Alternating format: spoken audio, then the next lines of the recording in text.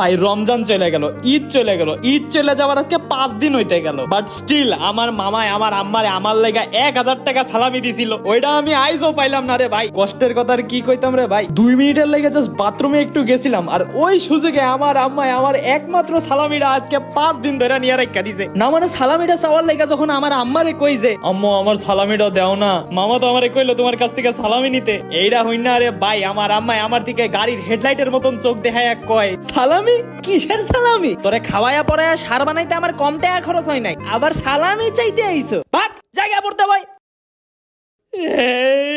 এমনি বুড়া দামড়া হয়ে গেছি দেখা কেউ সালামি দিতে চাই না, যাও একটু পাইলাম ওইটাও নিয়ে নিল। কপালটা এত খারাপ রে ভাই, কি কইতাম। তোমাদের সাথেও যদি তোমাদের আম্মাই আমার মতন এরকম সালামি নিয়ে দুর্নীতি করে থাকে তাইলে আমার কমেন্টে জানাও, আর এরকম ভিডিওর জন্য অবশ্যই ফলো মারো, নাইলে তোমাদের আম্মাও তোমাদের সালামি নিয়ে নিব কয়ে দিলাম।